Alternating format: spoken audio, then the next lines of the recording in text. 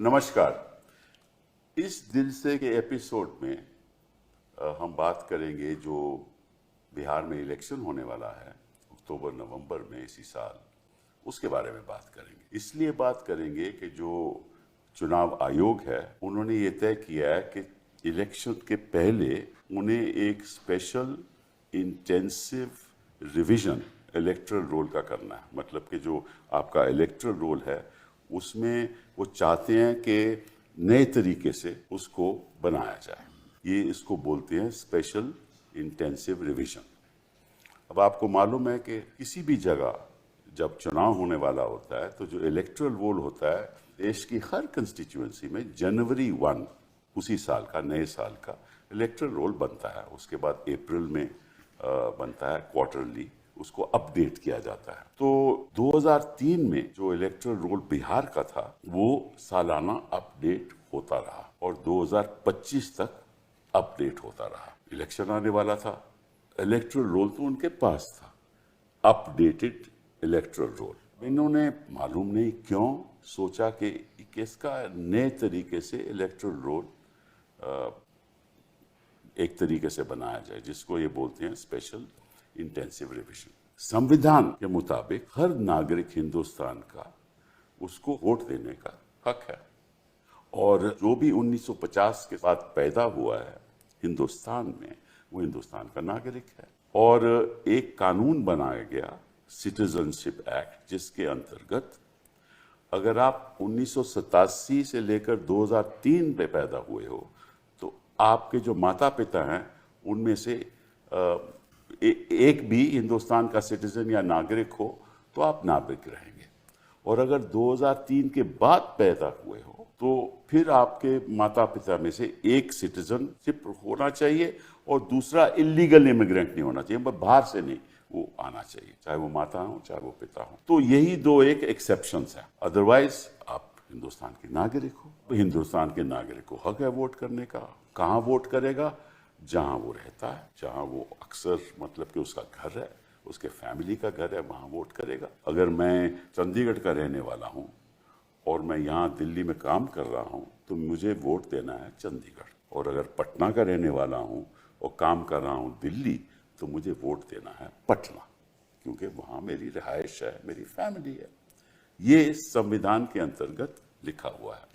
लेकिन अगर आप देश के नागरिक नहीं हो, सिटीजन नहीं हो, तो फिर किसी और को कहना पड़ेगा कि आप सिटीजन नहीं हो, तो वही प्रूव करेगा। लेकिन जो असली मुद्दा इसके बीच है कि ये चुनाव आयोग कर क्यों रहा है, और मैं अपनी तरफ से बोल रहा हूँ, मेरी व्यक्तिगत राय है कि मुझे आज तक समझ नहीं आई कि चुनाव आयोग यह क्यों कर रहा है।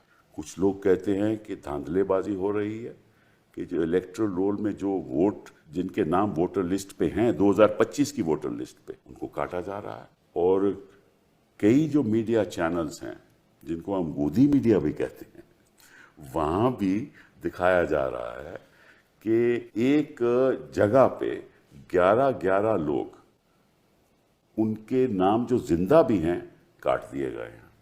अब हमें नहीं मालूम ये कैसे हुआ, क्योंकि 2025 के इलेक्टरल रोल में उनके नाम हैं लेकिन अब काट दिए गए हैं। तो कई याचिका सुप्रीम कोर्ट में गई और वो चर्चा हो रही है और उस पर हम नहीं जाएंगे क्योंकि जो सुप्रीम कोर्ट फैसला करेगा सर आंखों पर।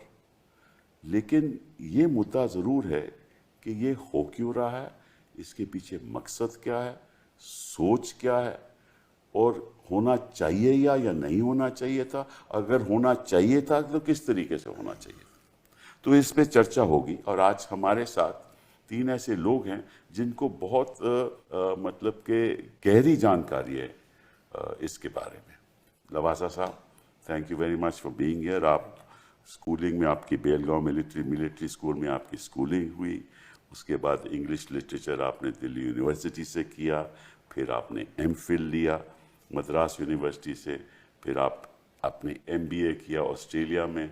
1980 में आप आईएएस ऑफिसर बने। आपने 3 सेक्रेटरीज डिपार्टमेंट के सेक्रेटरी आप बने, एनवायरनमेंट सेक्रेटरी, सिविल एविएशन के सेक्रेटरी, फाइनेंस सेक्रेटरी। फिर उसके बाद इलेक्शन कमिश्नर बने 2018 से लेकर 2020 तक, और फिर उसके बाद आप एडीबी चले गए और वहाँ आप 2020 से लेकर 2022 तक एडीबी में रहे और वापस आ गए।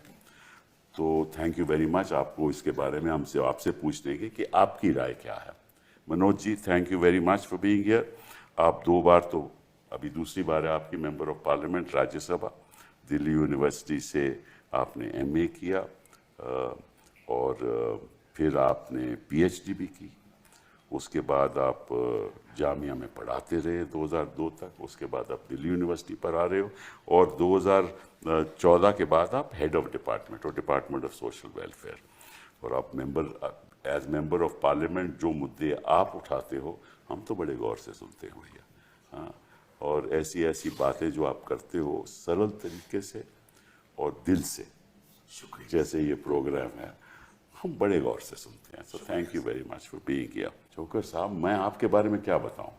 मैकेनिकल इंजीनियर आप, प्रोडक्शन इंजीनियर आप, एकेडमिक आप, ग्रेजुएट आप, पीएचडी आप। कौन सी ऐसी न्यूज़पेपर है जहां आप लिखते नहीं हो? कौन सी ऐसी यूनिवर्सिटीज़ हैं दुनिया में जहां आप पढ़ाते नहीं हो, जहां आप लेक्चर नहीं देते? तो आपने एलएलबी भी गुजरात से कर रखा है। तो कितने रूप आपने धारण किए हैं। और सबसे अच्छी बात जो है कि जो देश के सामने जो अहम मुद्दे हैं, चाहे वो इन्वायरमेंट का हो, किसी चीज़ का भी हो, आप उठाते हैं। और इस समय आप ट्रस्टी हैं और आप ज़मीनी जुड़ी हुई बात करते हैं। आपको मालूम है कि वहाँ क्या हो रहा है। तो पहले मैं लवासा साहब आपसे पूछूंगा, एक बात मुझे आज तक समझ नहीं आई कि संविधान में तो लिखा है कि चाहे आदमी गरीब हो, अमीर हो, मैट्रिकुलेट हो, किसी कास्ट का हो और पासपोर्ट भी हो उसके पास, ठीक है ना, कुछ भी हो, अगर वो 18 साल से उसकी आयु है और जिस जगह वो रहता है वहां वोट करने का उसको हक है, तो ये सब क्यों हो रहा है? देखिए, अगर इसको आप उस नजरिए से देखें जिस नजरिए से निर्वाचन आयोग ने अपना 24 जून का ऑर्डर जारी किया था, तो उनमें उन्होंने एक लफ्ज इस्तेमाल किया था कि no eligible voter should be left out, right, and no ineligible person should be left inside the. Correct. तो अब ये एक तरह से अभी वर्क इन प्रोग्रेस है, लेकिन प्रोग्रेस क्या हुआ है मुझे अभी तक समझ में नहीं आया, क्योंकि कोई भी एलिजिबल पर्सन, आज तक जो हमको सूचना मिली है उसमें ऐसा पता नहीं चलता कि कोई एलिजिबल पर्सन नया शामिल हुआ है। जो पहले 7,89,00,000 लोगों की सूची जारी हुई थी, वो तो सारे एक तरह से इलेक्शन कमीशन पहले उनको एलिजिबल मान चुका है। दूसरा, जो इन एलिजिबल को निकालने वाली बात, तो मेरे हिसाब से आर्टिकल 326 के हिसाब से इन एलिजिबिलिटी के 4 पैमाने। एक ये कि आप भारत के नागरिक नहीं है, दूसरा ये कि आप इंसेन हैं, तीसरा ये या अनसाउंड माइंड है, तीसरा ये कि आप 18 साल से कम है, और चौथा ये कि you have been otherwise disqualified. तो मुझे नहीं लगता कि अब तक जो सूची हमारे सामने आई है उसमें इन 4 कैटेगरी का कोई भी इलेक्टर पाया गया है। हाँ, 65 लाख लोगों को एक्सक्लूड किया है जी हाँ। लेकिन वो जैसा बताया कि कुछ डेड हो गए या कुछ परमानेंटली माइग्रेट कर गए। तो जो चीज़ मुझे अभी तक समझ में नहीं आई कि ये जो प्रक्रिया बनाई थी एसआईआर की, उस प्रक्रिया में according to the notification of the election commission जो प्रोसीजर था वो ये था कि एक फॉर्म, एन्यूमरेशन फॉर्म, इंफॉर्मेशन जो इलेक्शन कमीशन के पास है उसके आधार पर एक डाउनलोड या प्रिंट किया जाएगा और वो इलेक्टर को दिया जाएगा। ये बीएलओ की जिम्मेदारी। दूसरा स्टेप उसमें लिखा था कि बीएलओ उनसे जाके वो फॉर्म वापस ले लेगा, दस्तखत करा के और फोटो चिपका के, और अगर कोई डॉक्यूमेंट्स उनको देना है तो वो भी उसके साथ दे सकता है। और अगर एक राउंड में नहीं लिया जाता तो दूसरे राउंड में जाके कलेक्ट करेगा। तो इस पूरी प्रक्रिया में there was nothing like a survey. तो ये कैसे पता चला कि ये लोग परमानेंटली माइग्रेट कर गए या ये इनकी मृत्यु हो गई तो ये एक ग्रे एरिया है जो मुझे इस प्रोसीजरल एस्पेक्ट से समझने में थोड़ी कठिनाई हो रही है। और इसीलिए मुझे लगता है कि ये जो पूरा प्रोसीजर अपनाया गया है, इसको फिर चेंज भी कर दिया कि आप पहले स्टेज में फॉर्म्स बिना असाइन किए हुए ले लीजिए, चाहे डॉक्यूमेंट्स कोई दे या ना दे। तो जाहिर है कुछ महसूस किया होगा कि भाई बड़ी दिक्कत आ रही है लोगों को, लेकिन अभी भी मैं ये देखता हूँ कि जो स्टेटिस्टिक्स पब्लिक डोमेन में दी जाती है, जैसे पहले इलेक्शन कमीशन रोज एक प्रेस रिलीज देता था कि आज हमारे पास इतने फॉर्म साइन होके आ गए, इतने हमने अपलोड कर दिए। 1 अगस्त के बाद जब से ड्राफ्ट इलेक्टोरल रोल बना है, अब भी कुछ स्टेटिस्टिक्स आती हैं, लेकिन अभी भी ये स्टेटिस्टिक्स नहीं आती कि जो 7 करोड़ 24 लाख एन्यूमरेशन फॉर्म भरे गए हैं, उनमें से कितने ऐसे लोग हैं जिन्होंने डॉक्यूमेंट्स नहीं दिए थे, और डेली बेसिस पे क्या लोग डॉक्यूमेंट्स दे पा रहे हैं या नहीं दे पा रहे हैं। मुझे लगता है ये बहुत ज़रूरी है इस बात को समझने के लिए कि जो फेट है वोटर्स का, इलेक्टर्स का, वो क्या होगा। एक 65 लाख का तो एक नज़ारा सामने आ गया कि वो तो है ही नहीं रोल में।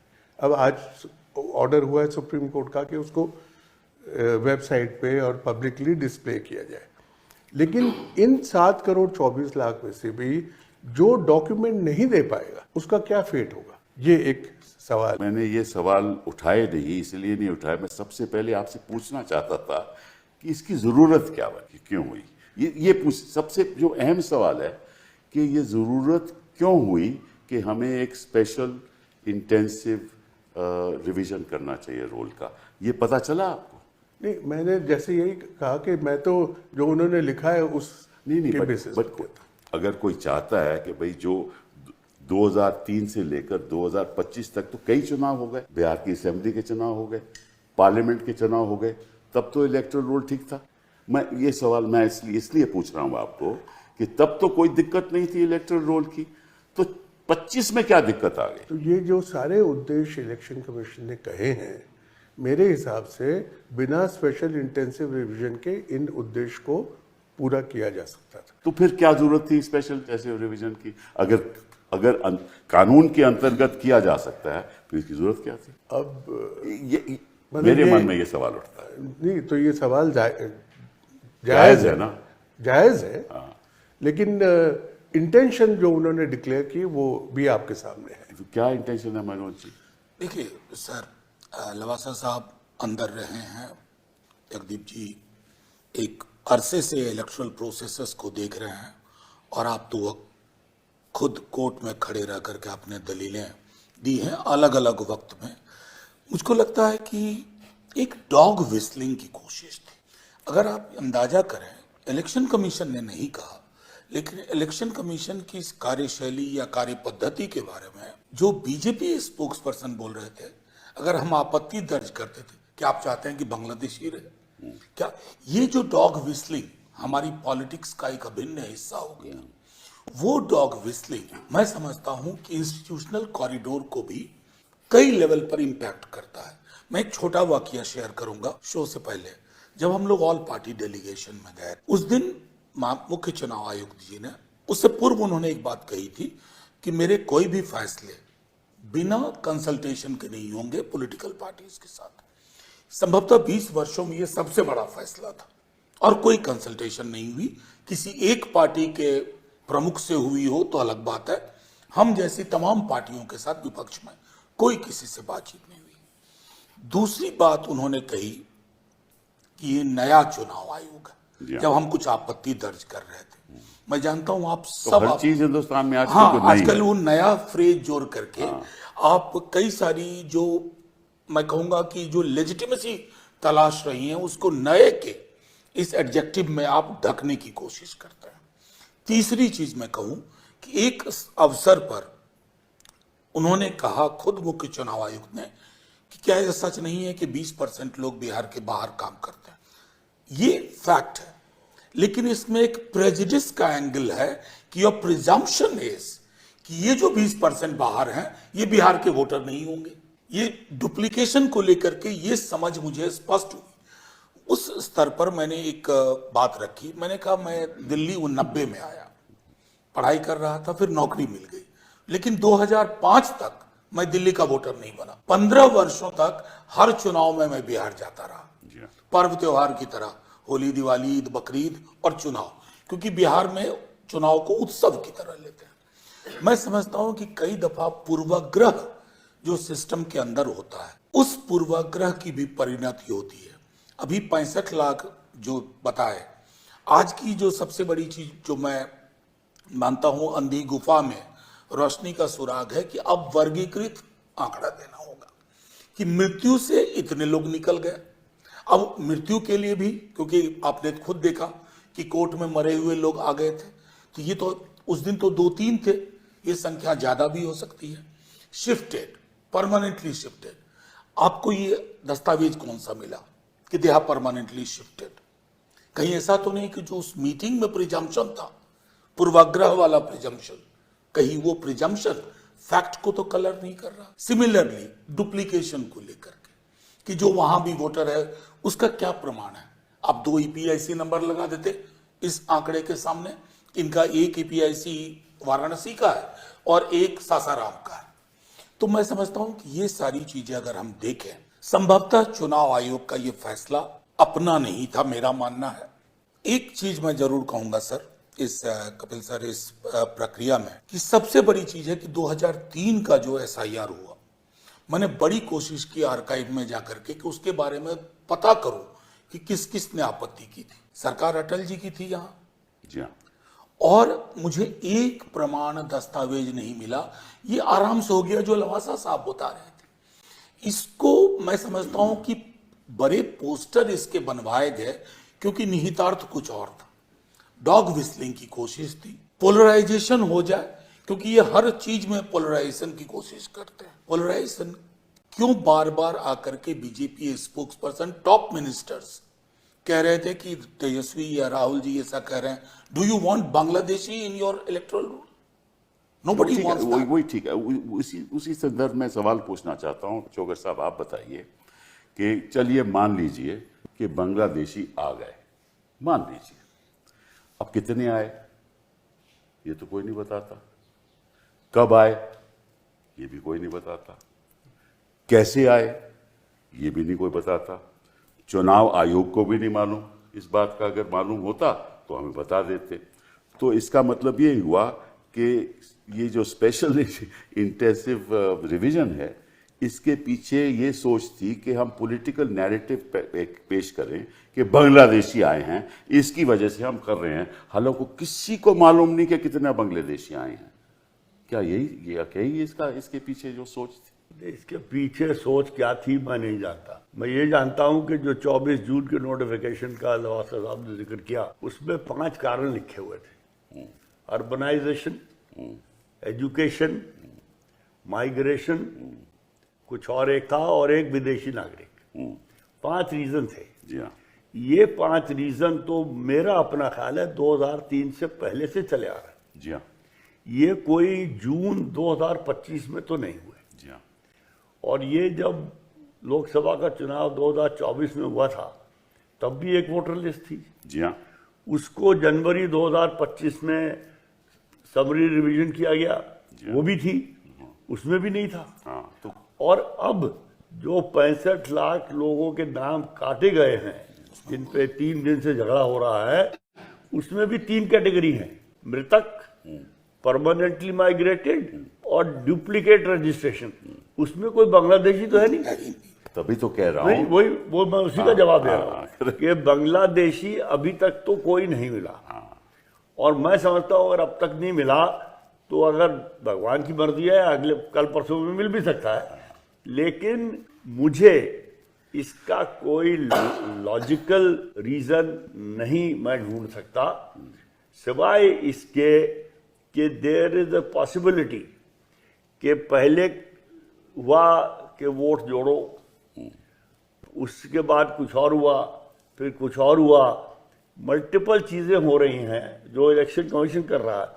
मैं इलेक्शन कमीशन जो काम करता है उसको किसी पॉलिटिकल पार्टी से नहीं जोड़ता। जी हाँ। क्योंकि मैं पॉलिटिकली बिल्कुल न्यूट्रल तो अलग बात है, मैं तो बहुत दूर हूं उससे। सही बात। मैं सब पॉलिटिकल पार्टियों से मुझे गिला है। इलेक्शन कमीशन तरह तरह के एक्सपेरिमेंट कर रहा है और उस सीरीज में ये एक और एक्सपेरिमेंट है कि कैसे किसी ने, मैंने टीवी पे सुना, ये कहा कि अब तक तो सुनते आए थे कि वोटर, जनता सरकार चुनती है, अब लग रहा है सरकार जनता को चुनेगी कि कौन वोट कर सकता है। तो ये ओनस जो शिफ्ट हुआ है, ये कई तरीके से शिफ्ट हुआ है।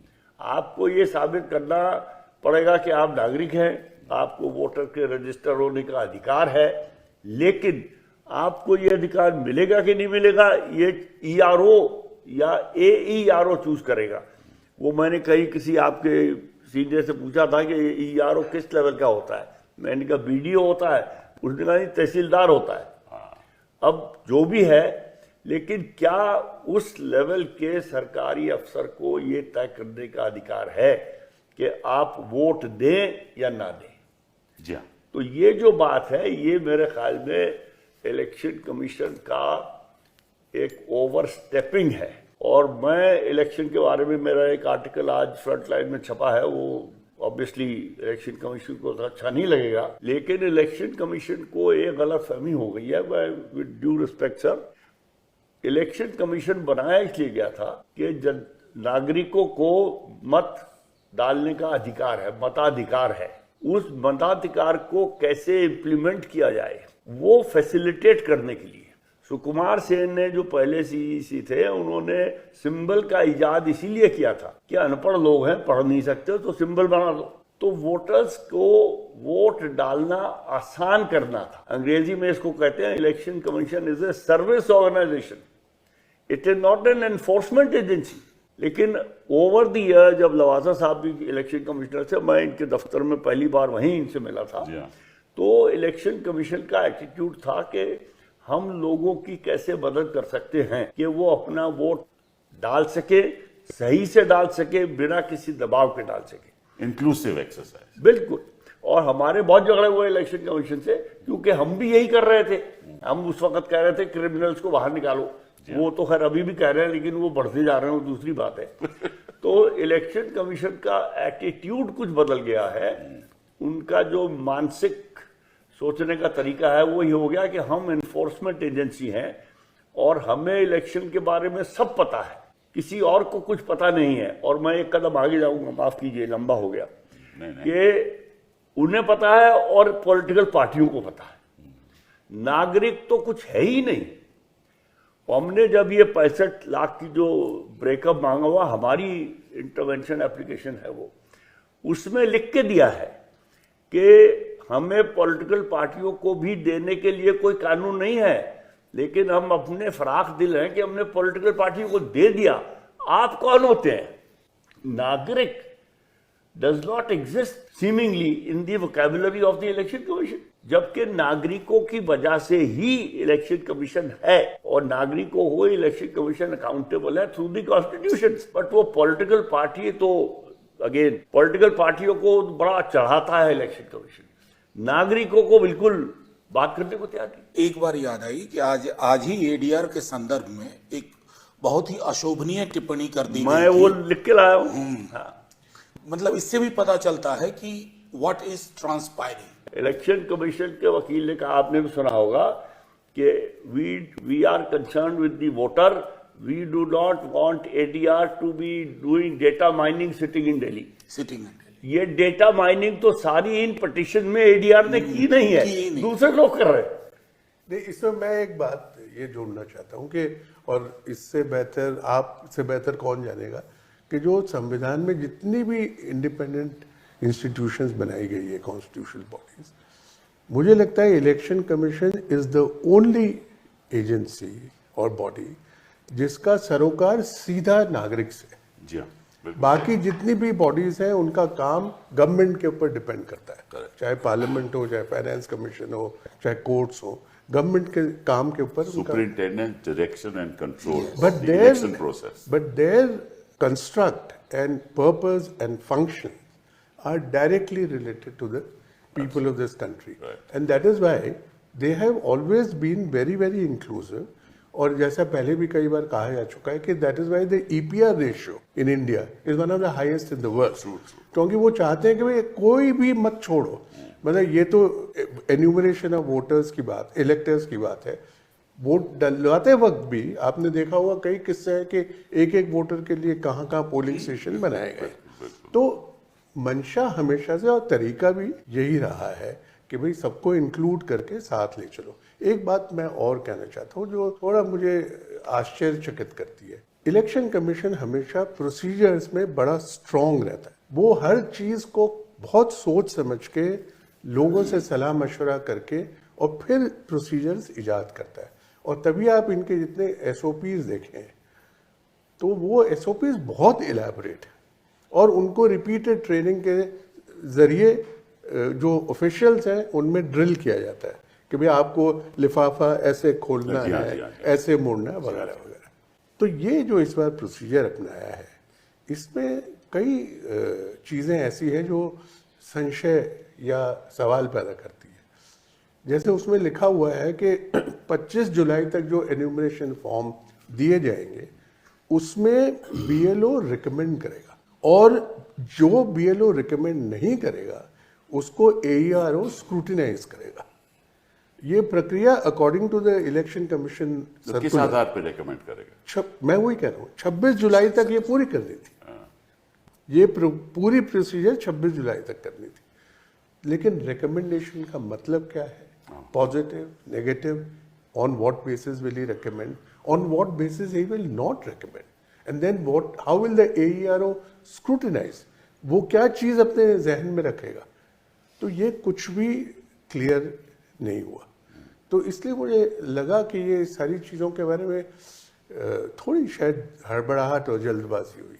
आपने एन्यूमरेशन फॉर्म का जिक्र किया था, मैं जरूर हट के आपसे बात पूछना चाहता हूँ कि इन्होंने कहा कि अगर आपके पास ये 11 डॉक्यूमेंट है, इन्होंने 11 डॉक्यूमेंट को बताया है, अगर आपके पास वो डॉक्यूमेंट हैं तो आपको हक है वोट करने का।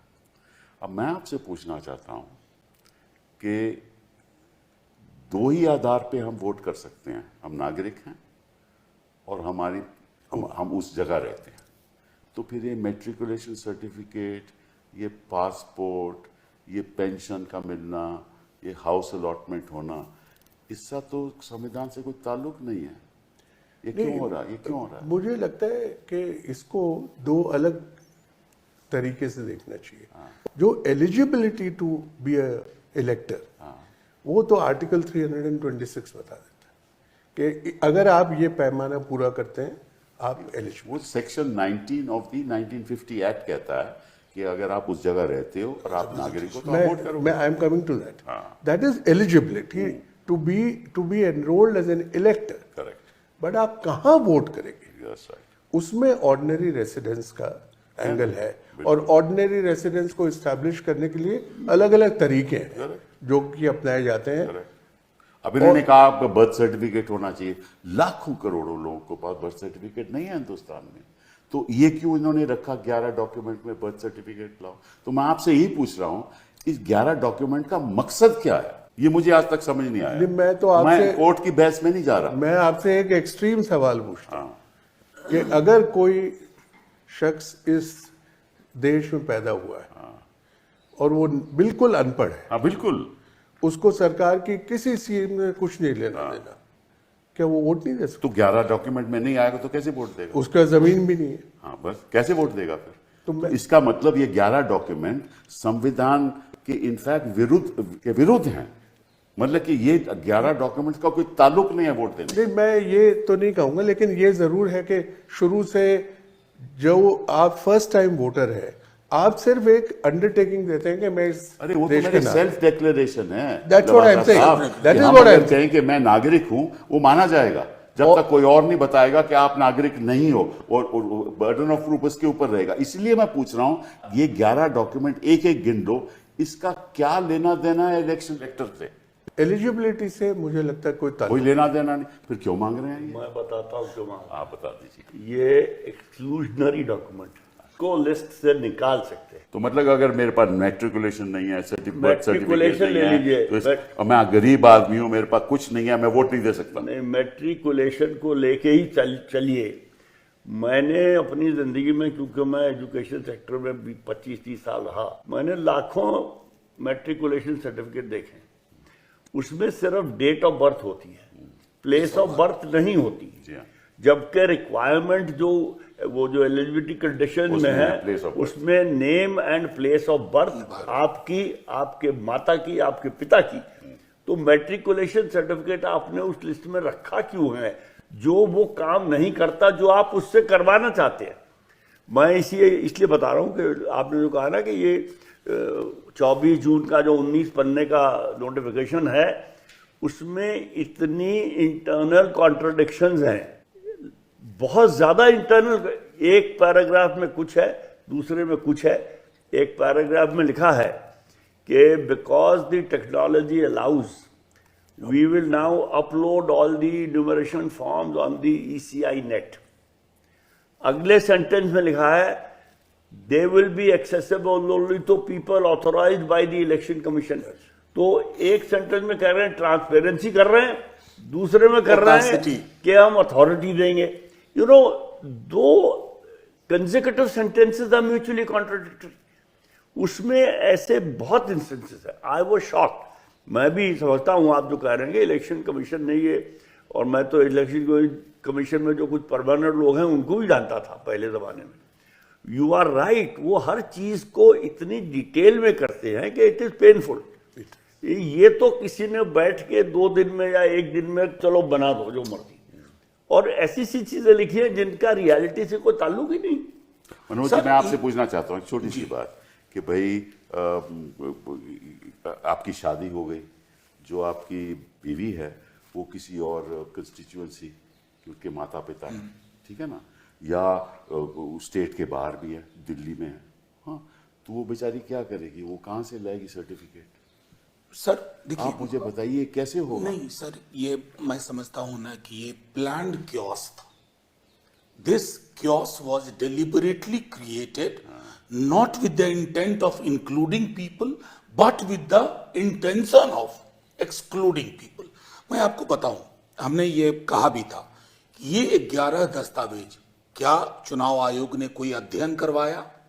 इन दस्तावेजों से ही एलिजिबिलिटी प्रामाणिक होती है। ये तो कॉन्स्टिट्यूशन के खिलाफ है मेरे हिसाब बिल्कुल, मतलब जो संविधान की जो अवधारणा आप या लवासा साहब कह रहे थे, उस अवधारणा के चरित्र उसके खिलाफ जाता है, नंबर 1। दूसरा, जो वर्किंग स्टाइल में कहूं चुनाव आयोग का, मैंने इतने चुनाव आयुक्त देखे इंक्लूडिंग लवासा साहब, मीटिंग्स हुई है, ये आत्ममुग्धता जितनी अभी मैं देख रहा हूं कि सोशल मीडिया में बड़ी सी तस्वीर, मिसलीडिंग, मतलब you don't expect your election commission which is a non partisan. Hindustan बदल रहा है, आप समझते नहीं हैं। सर इतना भी ना बदल जाए कि नागरिक ही बाहर हो जाए हिंदुस्तान से। कुछ तो जाहिर है। नहीं, लेकिन सिंपल साहब एक चीज और है, मतलब ये तो हमने दस्तावेज की बात की ना, मैं आपको बहुत एलिमेंट्री चीज कहना चाहता हूँ कि ये एक ऐसा प्रोसीजर बनाया गया है जिसमें अगर आप थियोरेटिकली 1951 से वोटर है और 2025 तक आप वोटर है, 95 साल के हो सकते हैं, लेकिन मैं अगर आपका वो फॉर्म साइन करके आपको नहीं देता तो आपने आई एम आउट। नहीं, कोई भाव वो BLO कर देगा ना। BLO कर देगा साइन।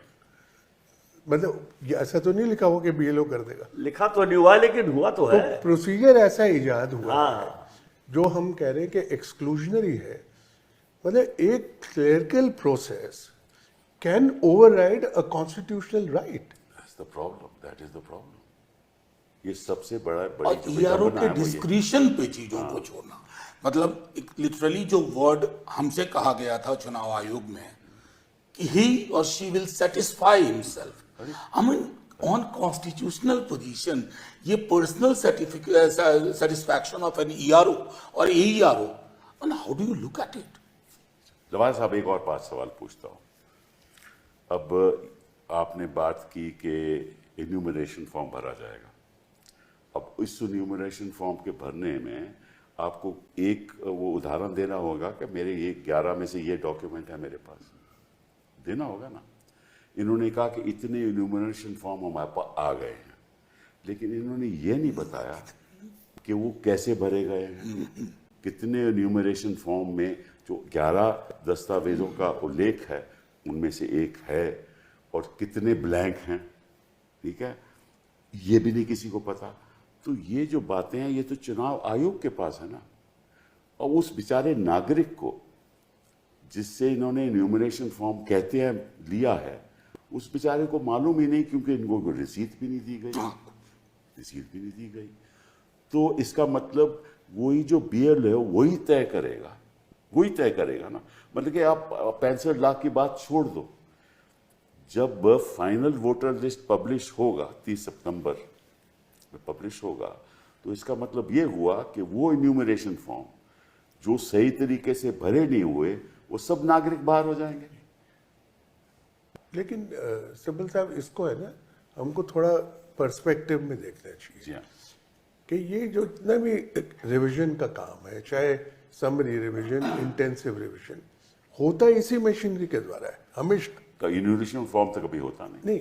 ये एक नया मैं यही इसी की तो बात कर रहा हूँ। सो ये मैं वही कह रहा हूँ कि ये सारा जो काम होता है इलेक्ट्रल रोल बनाने का, रिवाइज करने का, इंटेंसिव, स्पेशल, समरी, व्हाटएवर, करती यही मशीनरी है। लेकिन जब आप अचानक कोई इतनी कॉम्प्रिहेंसिव, बड़ी कॉम्प्रिहेंसिव एक्सरसाइज कर रहे हैं, तो मुझे लगता है उसके लिए तैयारी की बहुत ज़रूरत है। और इस तरह की जो प्रेशर्स और खामियां जो हमारे सामने आ रही है, वो डील हो सकती हैं अगर आप इत्मीनान से हर चीज़ को सोच समझ के, सलाह मशवरा इसमें करके। कितनी देर लगनी चाहिए? वाकई में अब शुरुआत जैसे कह रहे हैं ये डी नोवो है, मतलब कि ये जैसा पहले 1950 के बाद जो पहला इलेक्टोरल रोल बना, ऐसा हम करने जा रहे हैं। इनकी मन कहते तो ये है ना, ठीक है ना। अगर ऐसा होना चाहिए तो कितने अरसे में ये बात होनी चाहिए? मतलब कि 6 महीने, 1 साल पहले, 2 साल पहले? नहीं, मुझे लगता है जैसे जून में इन्होंने ये कहा कि हम सारे देश में करेंगे, हाँ करेक्ट। और अब बाकी स्टेट्स का कहा है 1 जनवरी नेक्स्ट ईयर, बंगाल में शुरू हो गया, तो 1 जनवरी नेक्स्ट ईयर से जी करेंगे। हाँ। तो 6 महीना एक समय है जिसके अंदर आप तैयारी कर सकते हैं। आप लोगों को बताइए कि भाई हम आपसे ये उम्मीद करते हैं कि आप ये दस्तावेज हमको देंगे, और अब आपके पास इतना समय वो है। उसमें हाउस टू हाउस सर्वे होगा अगर नए तरीके से आप इलेक्टोरल रोल। मतलब हमेशा से तो हाउस टू हाउस सर्वे ही होता है ना, और मशीनरी जाती है लोगों के तो पास। इसका मतलब हुआ कि जो इलेक्टोरल रोल 2025 के है इनके पास है, ये हाउस टू हाउस गए होंगे। इस बार तो प्रोसीजर में नहीं था ना, लेकिन नहीं, जो वो तो कहते हैं हमने इंक्वायरी की, कैसे नहीं इनको पता चला कि इतने लोग मरे हुए हैं? मैं आपसे वही अर्ज कर रहा हूँ शुरू में मैंने यही अर्ज किया कि उस प्रोसीजर में ये नहीं लिखा कि BLO will arrive at a conclusion or give a finding based on his survey. वो ये नहीं लिखा। तो सर- नहीं ये हाँ सर, ये कब फाइनल लिस्ट आने वाली है? 30 सितंबर। हाँ and I am very sure उससे 1 हफ्ता पहले या 30 के आसपास इलेक्शन नोटिफिकेशन होगा बिहार का। Just look at the timing. अगर उसमें ऑब्जेक्शन है, कहां जाएंगे? Those who are not included,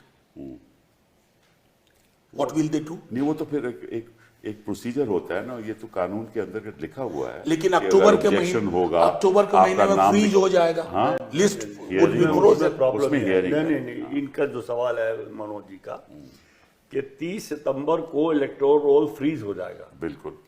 और अगर 29 सितंबर को इलेक्शन का नोटिफिकेशन हो गया, then Supreme Court can not intervene वो तो मुझे मालूम है ना। वही मैं कह वही कह रहे हैं। उसमें फिर पोटेंशियल नहीं, but डिसएनफ्रेंचाइजमेंट ऐसा के नहीं होगा, ऐसा नहीं होगा ना। Let's hope. जब तक आपका फ्रीज नहीं होगा तब तक कोई नोटिफिकेशन नहीं होगा। इलेक्शन कमीशन ही तो नोटिफिकेशन देना है, तो वो नहीं इसीलिए- हो सकता, वो नहीं हो सकता। नहीं, अच्छा, लेकिन चलिए वो that's an academic thing, I don't देखिए, थिंक। बहुत सी चीजें हो गई हैं जो हम सोचते थे नहीं हो सकती। नहीं, और आपने जो कहा ना वो कि on what basis with the satisfaction, वो ये मेरे पास उसका एक्सेप्ट है, period of claims and objections, item 5B, in case ERO/AERO doubts the eligibility of the proposed elector, in parentheses, due to non-submission of requisite documents or otherwise. ये otherwise जो है, this is a all-inclusive Open. clause. Open. They'll say doubtful.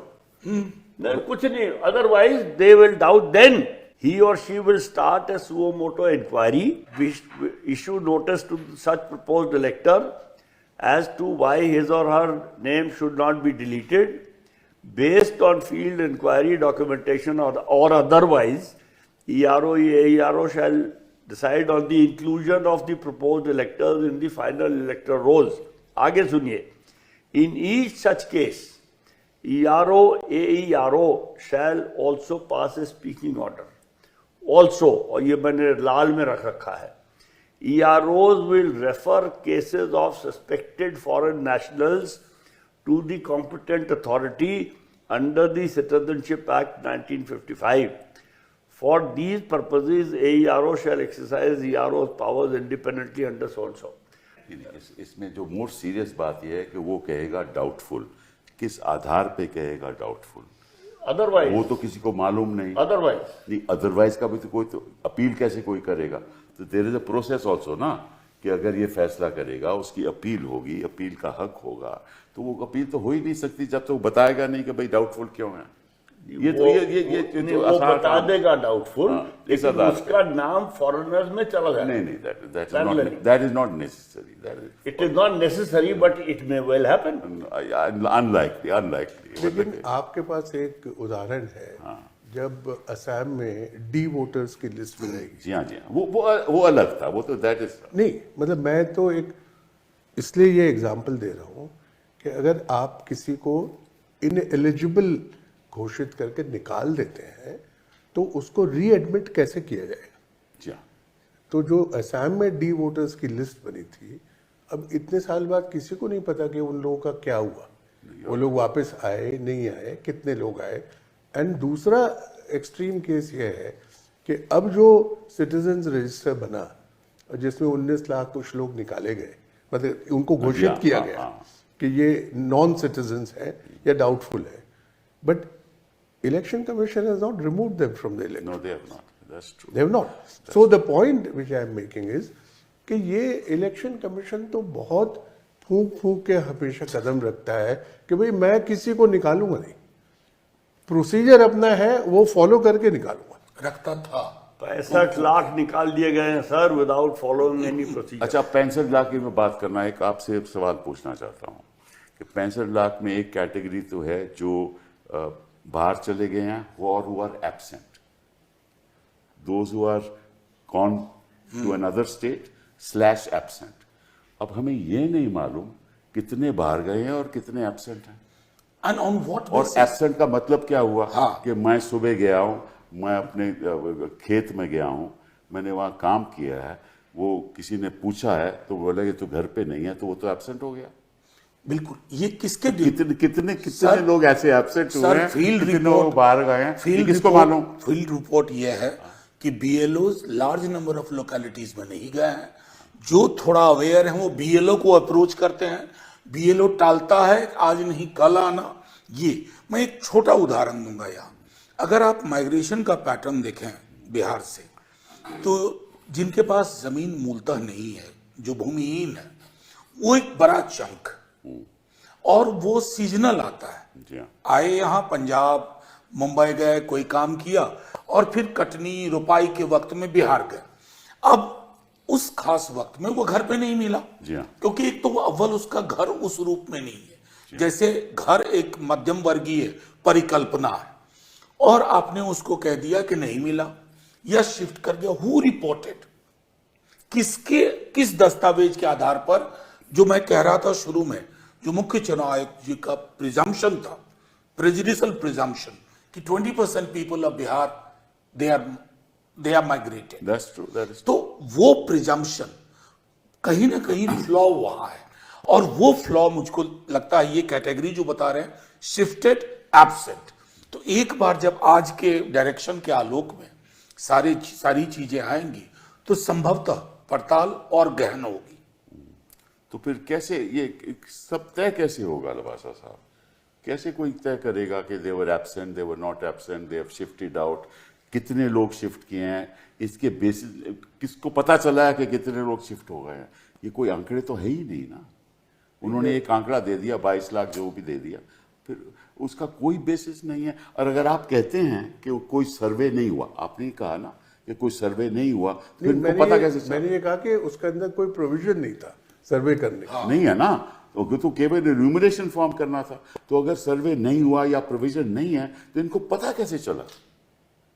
मुझे नहीं मालूम। इसका जवाब मैं नहीं दे सकता। तो यार आपने कहा कि उसमें सर्वे का प्रोविजन नहीं था, उसमें तो सर प्रोविजन रसीद देने का भी था। जो प्रोविजन था वो भी नहीं हुआ, तो जिसका प्रोविजन नहीं था उसके होने का तो हजूर सवाल ही पैदा नहीं होता। तो ये तो बड़ी गंभीर बात है। बिल्कुल गंभीर बात है, और मुझे लगता है थोड़ी अफसोसजनक बात है कि चुनाव आयोग और जो चुनाव आयुक्त हैं उनका स्टेटस सुप्रीम कोर्ट के जजेस के बराबर है। तो क्यों चुनाव आयोग ऐसे फैसले करता है जहां कोई और डिसाइड करे कि उनको क्या करना चाहिए? आपको लगता है कि ऐसा हो रहा है? नहीं, मतलब अब सुप्रीम कोर्ट डिसाइड कर रहा है ना। अब द मैटर ये इज बात सुप्रीम कोर्ट। मेरे हिसाब से ये मुद्दा कभी कोर्ट जाना ही नहीं चाहिए। This is what I am saying कि जब आपका स्टेटस सुप्रीम कोर्ट के जजेस के बराबर है तो आप ऐसे निर्णय क्यों कर रहे हैं जिनको लोग जाके और चुनौती और दें? मेरे हिसाब से कोई भी इलेक्टोरल रोल आपके पास ऑलरेडी है जो अपडेटेड है 2025 में, आपको गौर करके देखना चाहिए उनमें से कैसे लोग हैं जिनको हम कह सकते हैं कि अब उनको वोट देने का हक नहीं है, चाहे वो उनकी मृत्यु हो गई, चाहे वो कोई और भी रीजन हो, ये तो हम मान सकते हैं। एक चीज मैं बट एक नए सिरे से सर, मैं एक चीज यहाँ इंटरवीन करके, चूंकि संभवतः आप चारों लोगों में से मैं एक व्यक्ति हूं जिनकी इनसे मुलाकात हुई है, नया चुनाव आयोग। सर, मैं एक महत्वपूर्ण चुनाव आयोग से आम जनता की पॉलिटिकल पार्टी की इतनी दूरी कभी नहीं थी। जी हाँ, ये बात सही है। It looks appears very distant.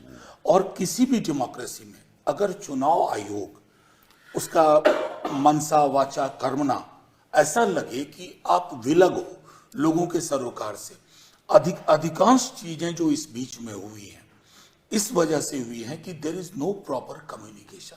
मैं एक छोटा उदाहरण दूं। जब हम लोग गए थे मिलने तो पहले ये क्या कहा गया कि you are not authorised to represent your party. ये आज तक मैं नहीं जानता हूं। मैं लवासा साहब क्यों नहीं, आप नहीं हो रहे पार्टी प्रेसिडेंट या व्हाटएवर।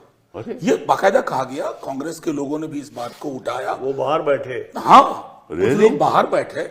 और ये मतलब इस तरह का रिजिड स्टैंस जिसको मैं अहंकार, ऐसा हमारे साथ तो कभी भी नहीं हुआ। नहीं, जवाब। मैं बता रहा हूं सर, मैं सांसद नहीं था। एज ए यूनिवर्सिटी प्रोफेसर मैं ईमेल लिखता था। I used to get an audience in election commission. लेकिन इस बार जो हमने देखा उस तब वो बात पता चलती है जिसका आप कह रहे थे। कहीं ना कहीं लग रहा है कि सर पृष्ठभूमि में जो फैसले लिए जा रहे हैं उस पृष्ठभूमि के फैसले का असर चुनाव आयोग की कार्यशैली की अग्रभूमि में दिख रहा। तो इसका मतलब ये हुआ कि किसी तरीके से भी चुनाव जीतना है। हाँ हाँ? और साथ इलेक्शन कमीशन का अगर मिल जाए। मैं बेसिकली कहना नहीं चाहता था।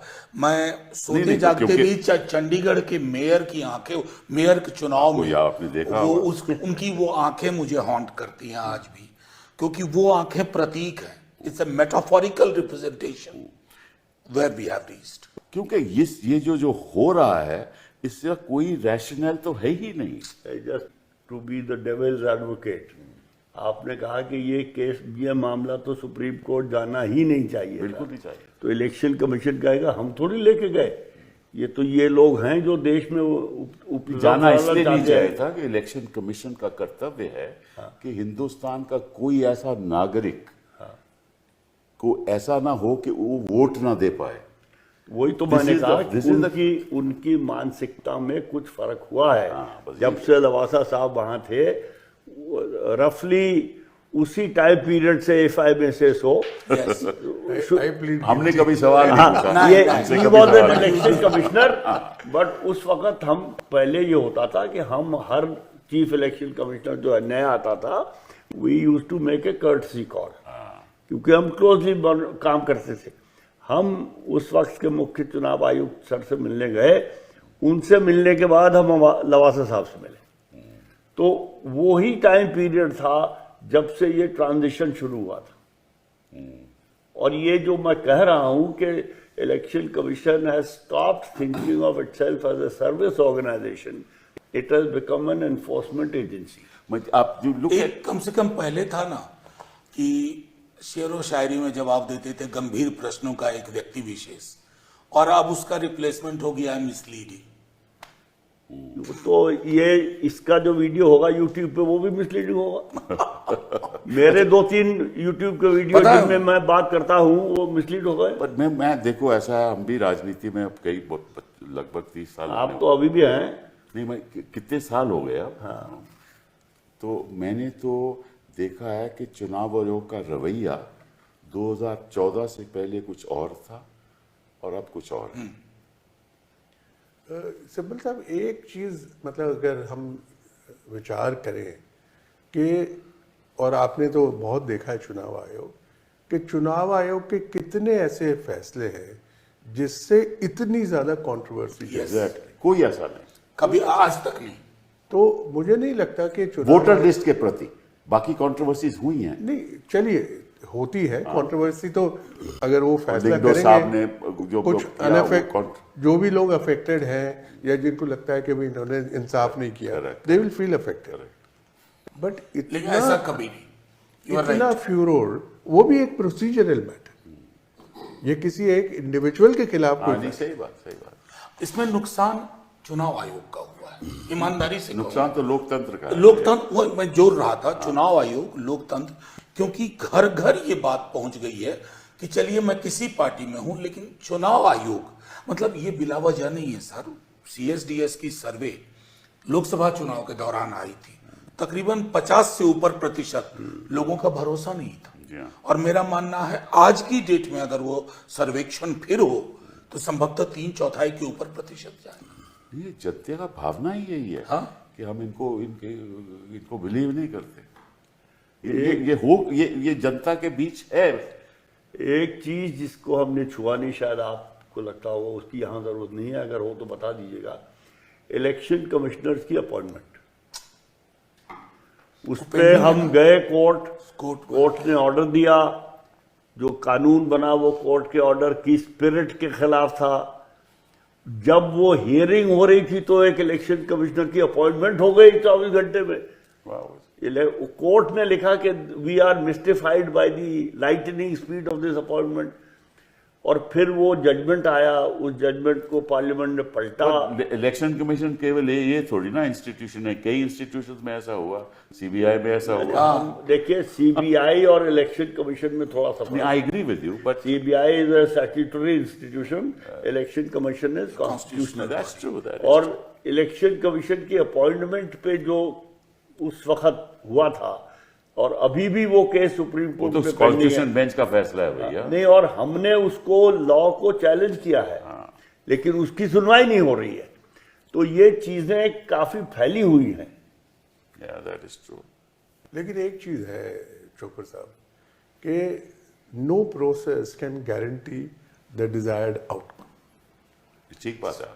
तो जो जितने पहले चुनाव आयुक्त अपॉइंट हुए हैं वो तो प्योरली सरकार ने किए थे, लेकिन हम बाय एंड लार्ज ऐसे विवाद तो कभी नहीं हुए। जैसे आप कह रहे हैं कि भाई जो इमेज है इलेक्शन कमीशन की हमेशा से अच्छी रही है, तो प्रक्रिया कोई भी हो व्यक्ति विशेष के ऊपर बहुत निर्भर करता है। इसी बात को लेके आपको तो पता होगा, प्रोफेसर शिब्बल लाल सक्सेना ने कॉन्स्टिट्यूएंट असेंबली में कहा हुआ है, जो मैंने हिंदू में लिखा था वो कॉन्स्टिट्यूएंट असेंबली के पढ़ने के पहले, कि पार्लियामेंट की 2/3 मेजोरिटी से इलेक्शन कमीशन अपॉइंट होना चाहिए। बिल्कुल सही। शिब्बल लाल सक्सेना को उस उम्र में उस वक्त ये सूझा था। बट आप देखो यूएस में तो ओपन सेनेट से अपॉइंटमेंट होती है ना, कि अब लेकिन US की उसमें भी ऐसे लोग आ रहे हैं सर, जो- जिनमें sir controversy- I most humbly से यूएस की बात मत करिए, नहीं वो इस क्योंकि संदर्भ में वहां बात जो कर हो रहे रहा है हैं, वो इससे भी वो मुझे नहीं पता, लेकिन वो अच्छा नहीं है। मैं वही कह रहा हूँ इवन कि वहाँ जो ओपन सिस्टम है, कई लोग ये दुहाई देते हैं कि भाई वहाँ देखो छोटी छोटी पब्लिक अपॉइंटमेंट्स के लिए सेनेट में आपको जाना पड़ता है, वहाँ ग्रिलिंग होती है, आप जवाब देते हो, लाइव टेलीकास्ट होता है, and then people are appointed. देखिए, लेकिन कोशिश तो करनी चाहिए कि जहां तक हो सके हम कोशिश करें कि सिस्टम ऐसा बनाएं कि आउटकम ठीक हो, लेकिन जब सिस्टम ऐसा ही है ऑब्वियसली आउटकम गलत हो। मैं समझता हूं कि जो इलेक्शन प्रोसेस है that is the basic structure of our constitution. Without a clean electoral process, right, you can't have democracy. You can not. तो उसी में आप खोट डाल दोगे, उसी में आप ये धांधलेबाजी करोगे, तो फिर लोकतंत्र का क्या होगा? और that is the foundation of democracy. One man one vote, one value, that's the foundation of, should not be one man, one person, one vote. One vote, one value. That's the foundation of democracy. आप ऐसी ऐसी बातें कर रहे हो कि जो that poor man who has nothing, who has no house, who has no certificates, who is not educated, who has, he has the vote. That is his property. And Election Commission made sure कि he will have that right to Yes. vote. पर अब उल्टा हो गया, यही कष्ट है। कष्ट है, इसको सुधारना होगा। आपका आना बहुत बहुत अच्छा लगा हमें, और ये चर्चा जाएगी, जनता को पता चलेगा कि असलियत क्या है। बहुत बहुत धन्यवाद आपका।